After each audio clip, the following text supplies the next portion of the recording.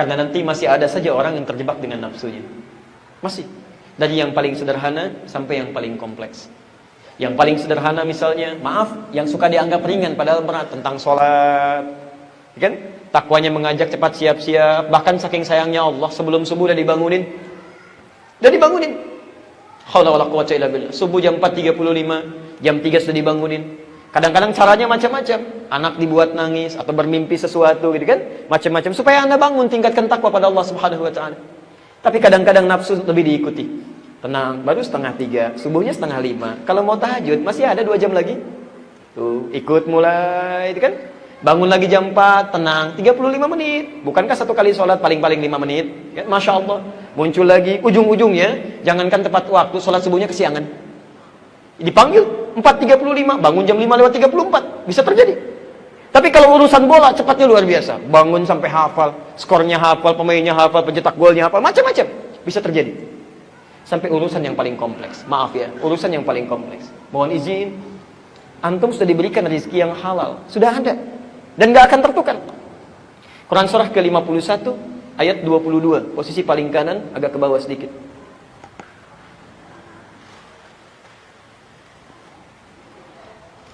Nanti kalau saya terangkan ini, mohon izin, saya mungkin agak sedikit cepat mengakhiri. Saya baru landing dari Palembang, ada masalah di dada kiri saya. Ya, jadi suaranya harus agak sedikit saya batasi. Perhatikan kalimatnya. Wa fis samai rizqukum wa ma tu'adun. Dan di langit rezeki Anda sudah ditetapkan oleh Allah. Dijanjikan pasti akan diberikan. Sudah.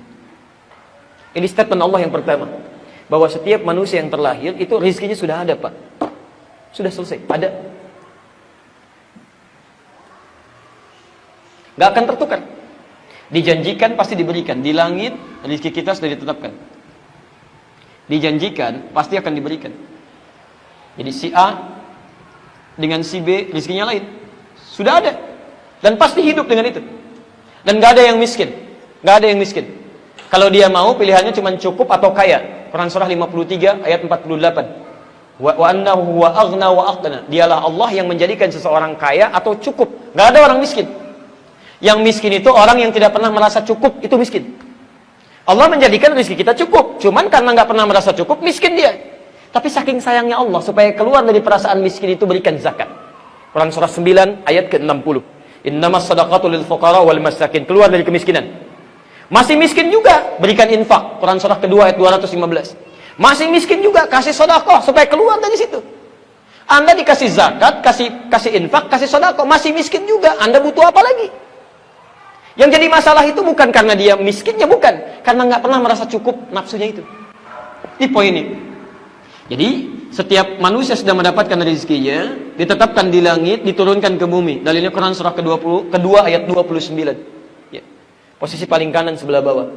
Walladzi khalaqa lakum ma fil ardi jami'an. Baik. Rezeki ada di langit, kita tinggal di mana? Di bumi. Maka Allah turunkan rezekinya ke bumi.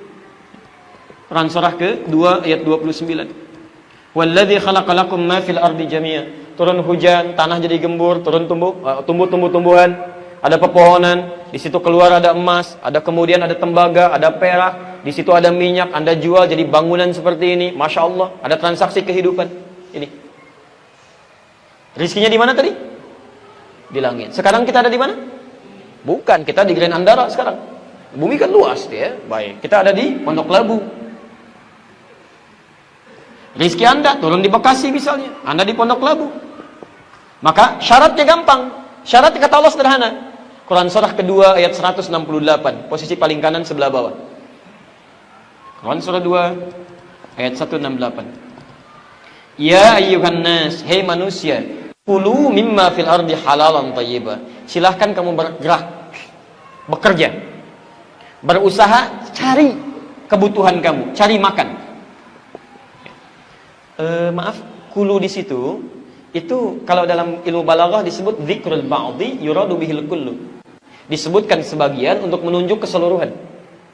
Kalau dalam bahasa Indonesia ada kaidah sinekdok pas pro toto. Disebutkan sebagian untuk keseluruhan.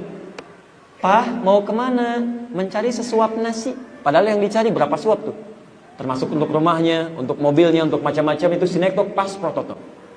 Nah, kalimat Qurannya sederhana. Kalau Anda ingin mendapatkan rezeki, Allah sudah sediakan. Anda tinggal nyari aja. Begitu bergerak, dapat. Nggak susah tuh. Kami mau belok-belok ke sini di pinggir-pinggir. Prit, datang rezeki 2.000. Dan Masya Allah. Prit, 5.000. Prit, 2.000 lagi. Anda mau bergerak, tapi caranya halalan thayyibah. Cara yang halal. Jadi kata Allah, kami sudah titipkan untuk Anda semua ini, kami sudah berikan rezeki yang halal.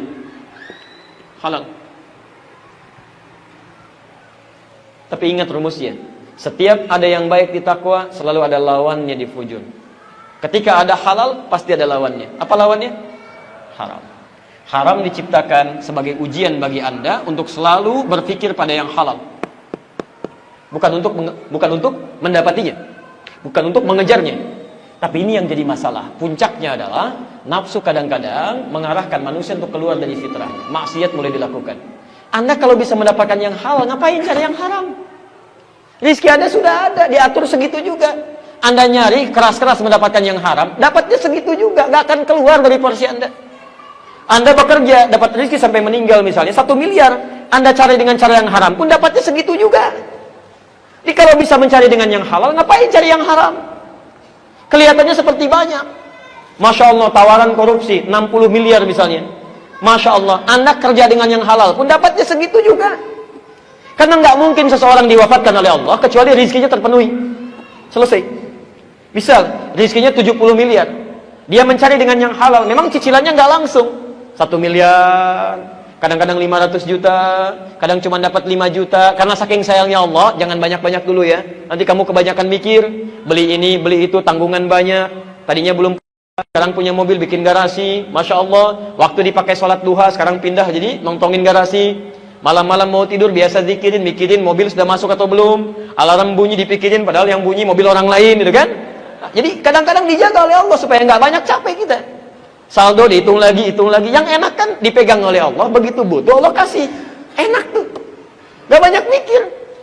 Mau kendaraan, Masya Allah. Begitu mau berangkat, mobil datang. Rizki kita juga, cuman lewat orang lain. Kan sama aja. Sama aja bagian kita juga, cuman Allah yang pegang. Ini sifat manusia, ini nafsunya nih yang gak kita kenali. Selalu ingin megang. Sehingga ketika dipegang, capek kitanya. Punya uang 5 miliar. Nih, saya tanya ya. Pilih mana? Punya uang 5 miliar, yang pertama langsung kelihatan mata dipegang, atau yang kedua kita nggak pegang, tapi setiap butuh diberikan. Pasti pengen megang tuh. Tapi begitu diberikan, Anda capek. 5 miliar simpan di mana ya? Brankas, tadinya nggak punya brankas, beli brankas. Begitu mau tidur, coba deh cek, masih ada nggak di brankas? Cek lagi ke situ. Begitu dilihat kayaknya kurang, dihitung. 3 hari 3 malam, Pak ngitungin itu, tahajud nggak dikerjain, baca Quran lupa, gitu kan? Ini poinnya. Jadi yang jadi masalah, kalau Anda bisa mendapatkan yang halal, ngapain cari yang haram? Dapatnya segitu juga.